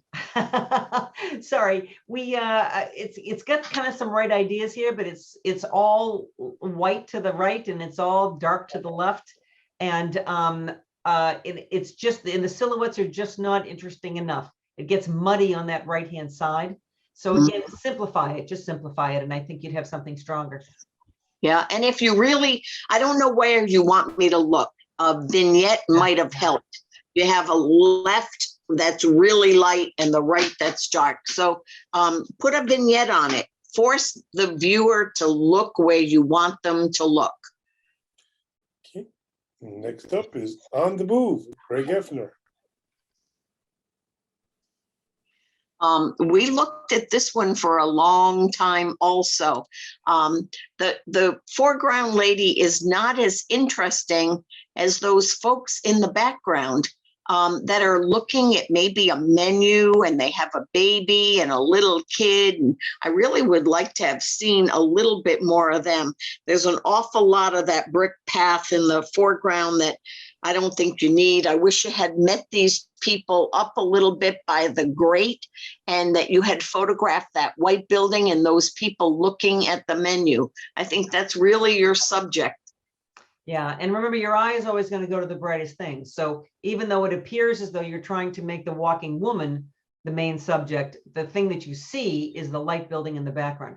And the woman who's walking, it's all the same kind of tone of gray. She kind of blends into the walls, into the street. It's not a lot of separation there. It looks like a great place, though. I mean, I think there could be really cool stuff to do there. Next up is Thumbs Up, Greg Effner. This is another one we talked about. We're trying to capture personality, especially when it comes to gorillas, because they're so much like humans. And again, there's nothing really wrong with this picture, but we would really like to see a little bit more of the personality coming across. And maybe a little bit better light, a little bit more texture, because the texture is fantastic. So pop up the eyes a little bit, pop up the texture a little bit. Next up, After the Storm, Janice Pritchett. Here's another one that I really think that I need my eye directed down that path where a vignette would have helped, to direct me right into that path, in through the snow. Better time of day, maybe we would have had some darker shadows, but my eye goes all over the place in this image. Next up, Mirror Lake, Doing Its Thing, Janice Pritchett. Again, a lot of good things that are going on here, but there's too much of it. Sometimes too much of a good thing is too much. The thing that I find the most intriguing is the castle or the monastery or whatever that's over on the right. So we have so much clouds and sky, so much reflection, a skinny little thing of actual land, and then the mountains in the background. I would much rather be interested in just seeing what's going on, what's over on the right-hand side. So it's interesting light, and I think it's fairly well done, but I think this just, you're trying to show too much. Either make it a pano or come in and concentrate on where the light is, which is on that building. Mhm. Next up is cigar, anyone? Jana Kaywood. Yeah, just too much. The hands are overexposed and not very interesting. The cigar on the guy, just too much of everything in the foreground and not enough to hold my interest in the back. The light subject of the hands and, you know, the back, I just can't get there. So we had to get rid of that one. Yeah, if it's about the cigar and the guy who's really interesting, then the hands overpower everything. And what did the hands have to do with the cigar and the guy? So, you know, it's pulling it all back together again. Next up is You Light Up My World, Jana Kaywood. You know, there's a lot of good things that are going on in here. However, we do have, it's in the dead center of the picture. So we've got the lighthouse right in the dead center. And excuse me, I'm going to sneeze. Bless you. Sorry, Roz, would you take it over? Sorry. Sure. You know, a lot of us shoot lighthouses all the time. So this is pretty iconic lighthouse. And, you know, you need to have it pristine, perfectly straight. And there's just too much ground around it and not enough of the lighthouse or the keeper's house. Okay. Next up is Black versus White, Joan Heffler. I started on the other one, Roz, so go ahead on this one. Oh, okay. So, you know, we just did this great seminar with PSA on splitting images, you know, and duplicating, but this was a good try. But you didn't clean up your center and you got all these little stray dark areas that need to be taken care of. So I think you could have worked on this a little bit more and even maybe worked on the exposure a little bit more. And you might have something to play with, but those images right there in the middle are just too much. I think also you've got too much. This might work really well as a vertical because you've got, you know, since you got the diagonal lines in vertical buildings, if you crop off all the stuff on the sides and pull into the foreground buildings, the taller foreground buildings, that might be a little bit stronger. Okay. Next up is Paw, Joan Heffler. Back to the sunflowers. I've got this thing for sunflowers and I love the back of sunflowers. I find them endlessly fascinating. However, I think here the light is too far behind and what you're trying to feel here is the texture. You want to see the texture and you want to see a little bit of the form and it's not really popping out. So as much as I find this intriguing and all the little hairs and the lighter part against the darker part, like you've got either got a dark sunflower here or you used a filter, I'm not sure. But I think the lighting is what drops this down. It doesn't have enough. The lighting is not really appropriate to showing off what the subject is about. Mm-hmm. Next up is Canada Goose, Joe Catronio. Well toned and well worked image, good sharpness. You know, did a very good job. Just wasn't a strong enough image to make the top 10. Yeah. But it was, you know, an award winner, but it was in my top 10. Yeah.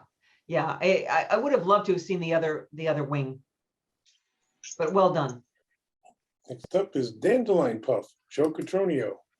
Oh, you know, I love Dandelion Puff photos. The problem that I have with this one is that the puff itself is blending a little bit too much into the background. I don't mind high key pictures. I like high key pictures. And I like the texture of where they are connected to the bud of the dandelion. But we just, the puffs are too hard to distinguish. They just blend too much. Next up, Birds on a Wire, Kim Koza. I really like this. This was an image that I liked a whole lot. Great graphic, posterized well. The light fixture and the transformers, you know, I don't know, they really overpower the birds. But I enjoyed looking at this photo. We had a little disagreement on this because for me, I think the posterization, I don't know why you're posterizing this. I don't know what the point of using the posterization is. You know, I think that some people find that very attractive. For me, in this one, I didn't think that it worked that well. Next up is feather detail, Kim Koza. Yeah, I thought this one popped off the screen. But after that, and looking back at it, the next time the flow wasn't there. The bottom was great. As it went up, it was great. And then all of a sudden that top just being cut off lost it for me. Sorry. I have a little bit of a hard time with the background here. The background isn't too much in focus. This is all about the delicacy of the detail in the feathers. It's also not quite sharp.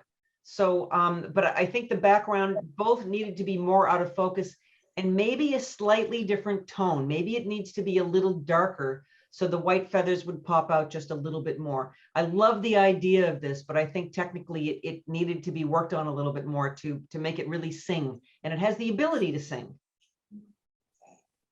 Next up is Arlington, Linda Tomasulo. Now, I like this one a lot. I like the infrared. And I think that this is extremely well done. There's a lot of things about this, I think, that work very, very well. It does seem to me like maybe the horizon is a little crooked. I'm not completely sure about that. There was a lot of things about this that I liked. It's again, I think that this is a tough one to say where it would have fit in the whole thing. It was in my top 10, but you know, we only had 5. So sorry.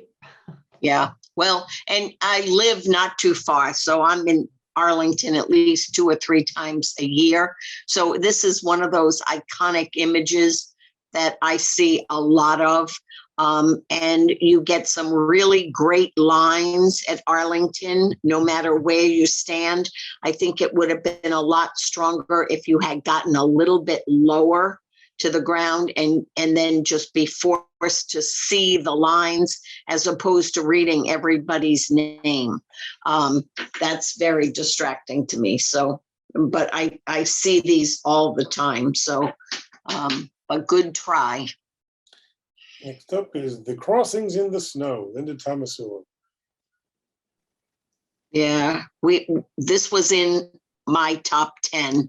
I really thought this was a great image, but what I found very distracting is the snow in the upper portion looked like dirt spots on your sensor.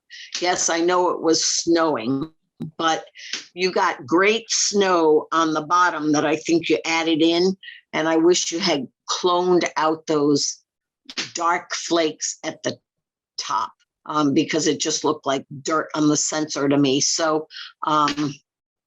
it was just very distracting, but the image itself is just lovely. Yeah, I thought it was very lovely too. Next up is Moon over Zion, Neil Shapiro. You know, there's this terrific image. I mean, it's beautifully done. That the quality of light that's on the you know, the face of the stone is really well done, and the moon looks good. You know, it's compositionally, it's not that interesting. Again, a lot of good things going on here, but somehow it just doesn't completely pull in. A little too much cut in half, I think, is for the stone against the dark sky. Mm-hmm. And watch your edges. You left a little tree, Yeah. The branches on the right-hand side. Next up is Little Hawk, Patricia Newhart. Yeah, I thought it was very nice, but I really wanted to see the bird's left eye. I wanted you to lighten that up. I know it's there. Yeah, I think it's also just, I think I want to see the whole bird, or either come in tighter on it, because again, if you like do that squinting thing, then you're basically looking at kind of like just an oval shape that's in the middle. I love the details that's on the feathers, but this has also got, there's like a little halo that goes all the way around the bird. And so there's something about going on in the processing there that is a little odd as well. Yeah, a little over sharpened maybe. Yeah. Next up is Stairway Over Water, Tricia Newhart. I think that this actually might have worked better as a color photographed, because the graphics are very strong. However, it's really hard to distinguish that there's a waterfall. It takes you a long time to realize that that's what it is. If it wasn't for the name, it would take me a lot longer to get there. So Yep. I think this would have been better in color. Yeah, a little flat. Next up is a View Down Under, I'm sorry, Phil Olivo. Oh, a view down under, sorry. Was like looking for where that was. Well seen. I think that it's very nice to be under the bridge. But once you get me over there, there is nothing interesting to hold my view. The processing is good, but I just don't see the center of interest once you get me to the other shore. Yeah, but Lee always says if your eye is being taken down a path, there's got to be a payoff, and there really isn't a payoff here. I also find that the having so much of the trees in there is really kind of distracting. You might just get rid of all the water altogether and crop in a little bit tighter, and then you really have a strong graphic. So you do have to have a payoff there in the middle. Next up is G is for Giraffe, Phil Olivo.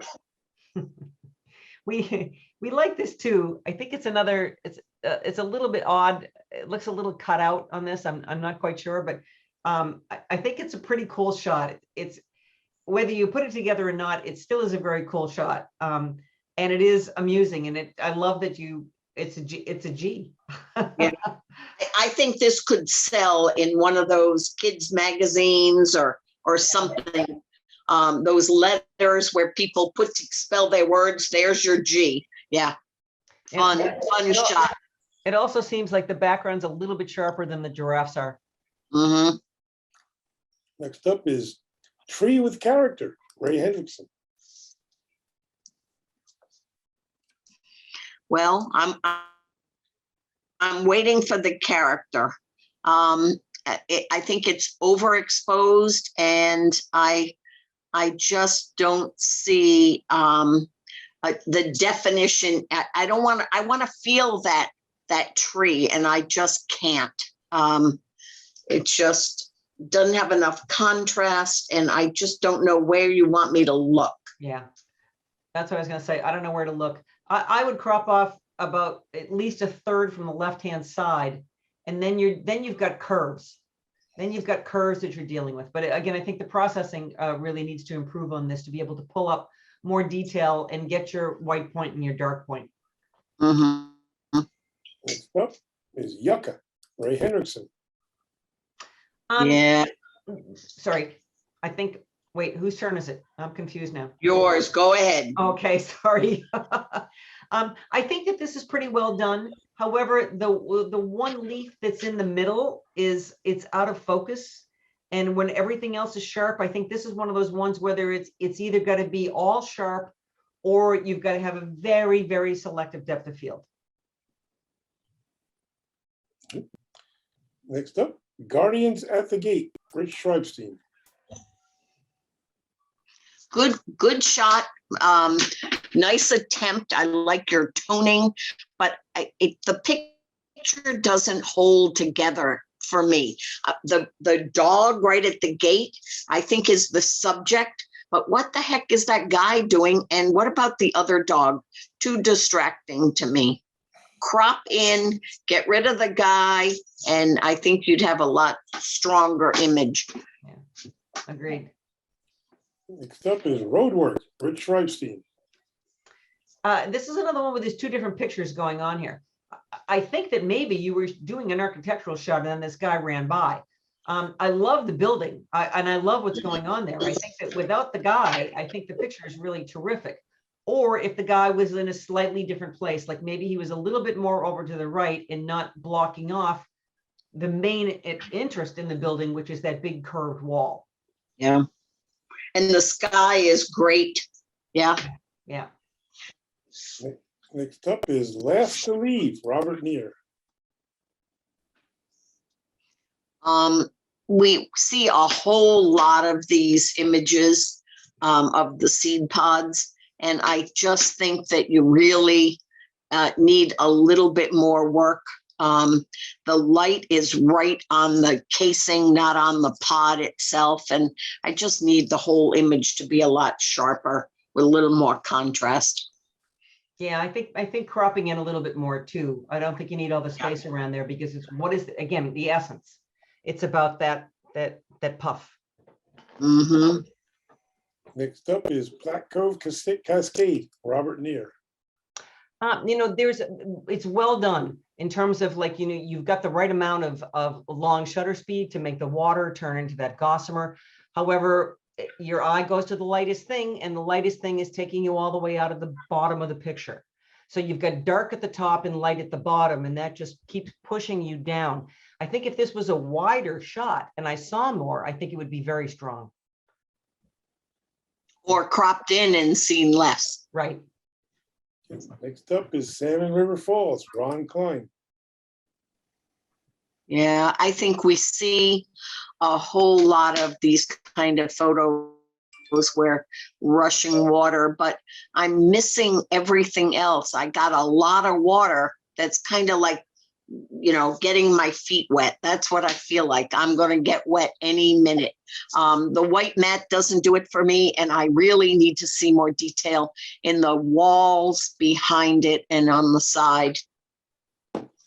I think that for me, the problem here is that the waterfall itself, it's, again, do that squint.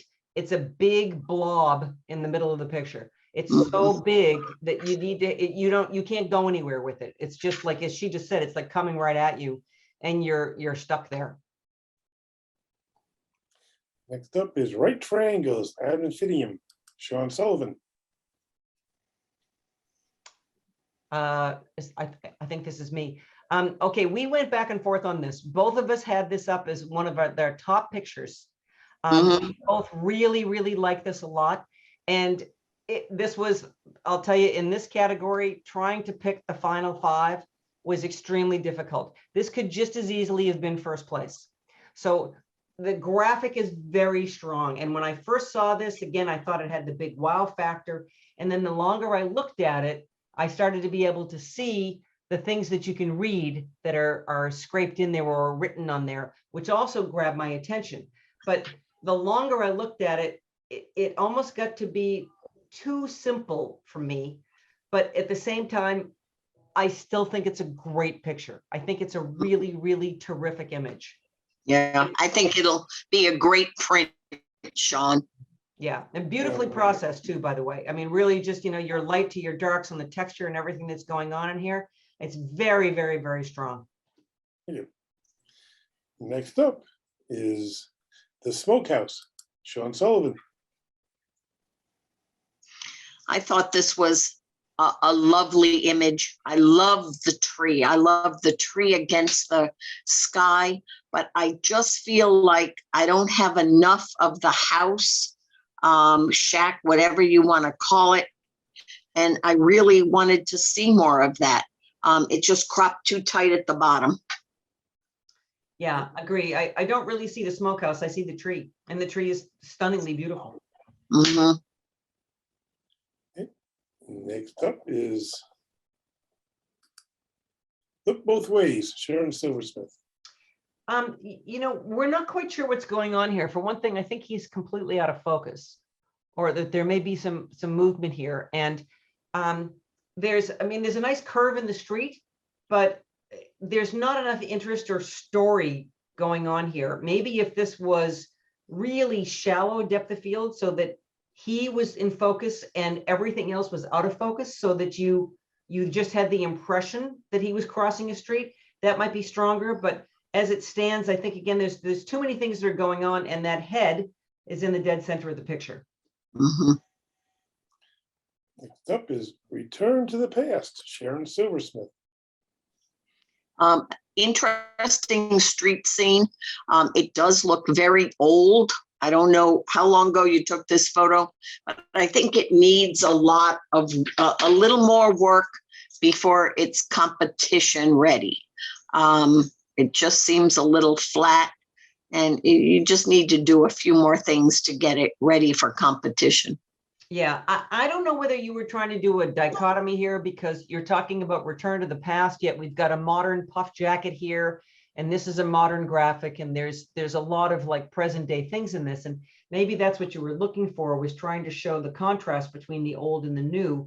But again, I simplify, come back to that essence. What is it that you need to show to get the idea across? You don't need to show everything, because then people get lost and don't know where to look.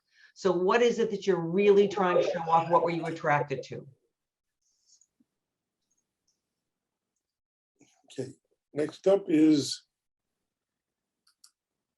Bike Path Field, Thomas Whitmore. This is an awful lot of field, and there's not enough interest in the field to keep me going. I can barely see that there's something in there. But again, 2/3 of the picture is basically just field with no real interest to it. So I just feel like, again, I'm not quite sure what the picture is about. Yeah, and I'm not sure what you wanted as your subject. Next up is Lieutenant Davis, Thomas Whitmore. Overexposed. Not enough texture in the whites, and I'm not sure what you wanted to tell me about this guy. Yeah. Is he a bus driver? I don't know. I can't figure that out by what you presented. Yeah, I need some personality here. If you find this guy intriguing, then I need to know what you find intriguing. I mean, he's just basically standing straight up and down with his arms down. So maybe he needs to lean on the truck. Maybe we need a little more expression.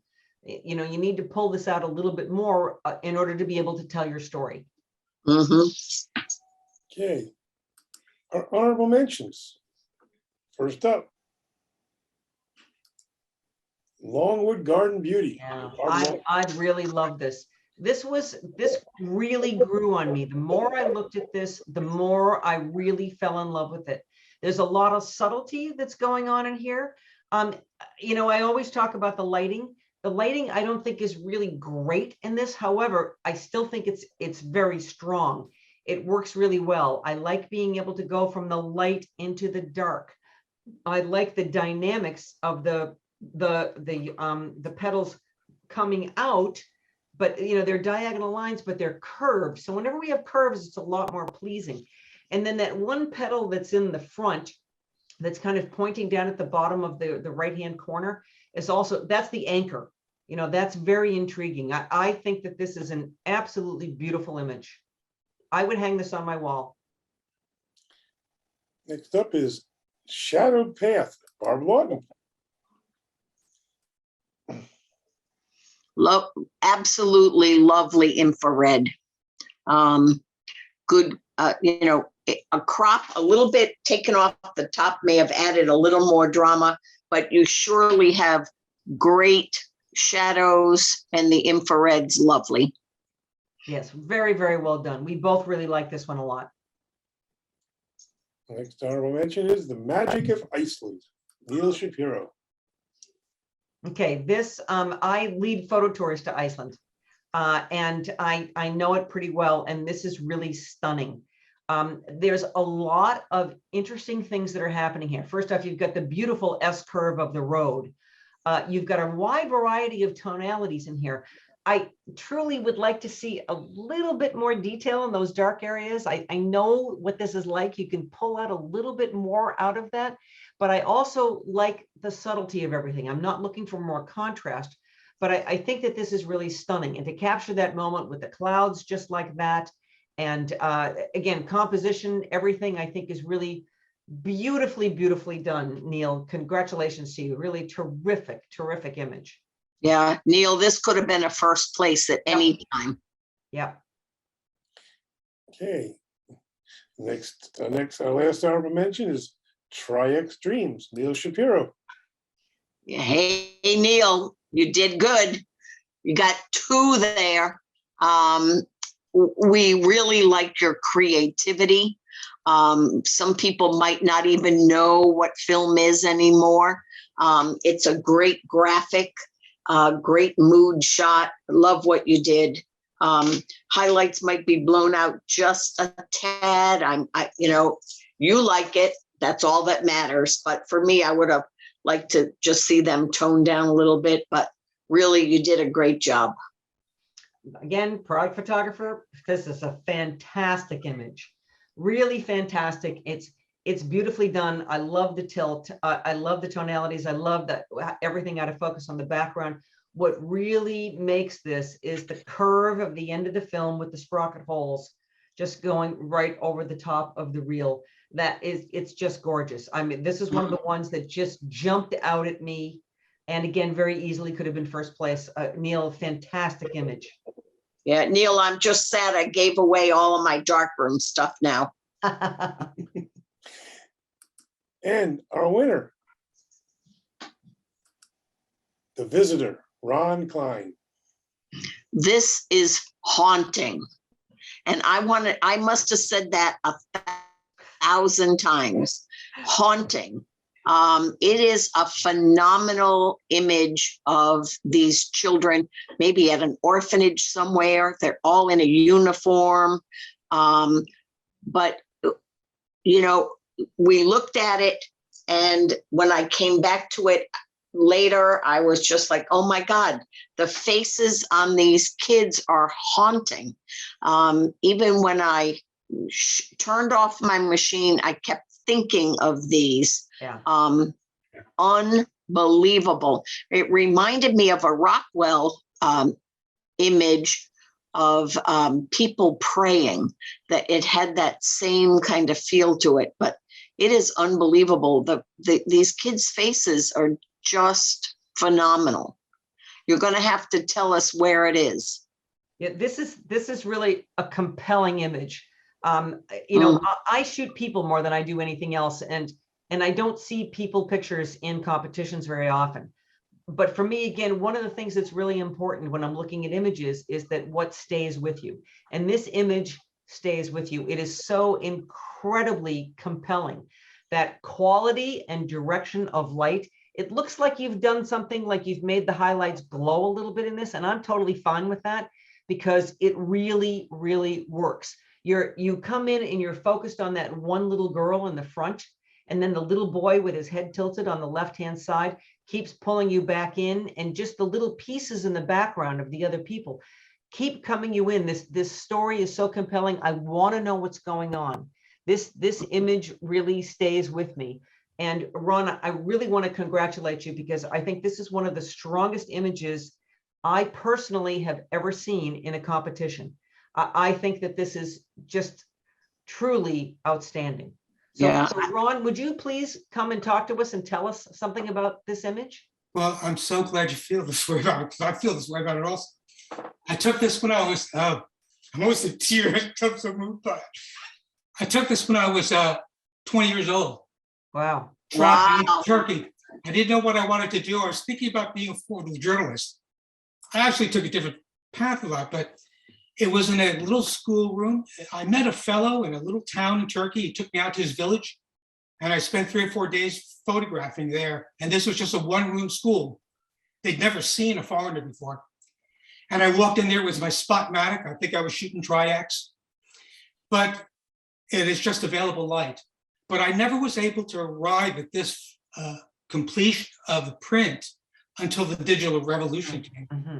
And I was able to scan this negative and correct it and work with it. And I've worked with it for years to finally come to this point where I feel that I've brought the negative to where it should be.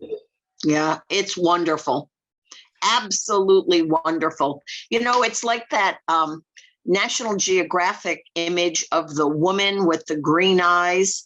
And 30 years later, they went back to find her. Yep. In the town. I mean, I wonder if you could do that, if you could go back and That would be fascinating. This was a little village. They didn't even have electricity at the time, and I certainly didn't remember the name. Yeah. I mean, these kids just look, the little one in the front looks so frightened, but you did a great job with the vignetting in the printing to really bring your eye right into where you wanted us to look. Just fantastic. This is one of those things where I, for instance, I teach so much lighting. It's all about, if the light was any different, you would not have the impact on this.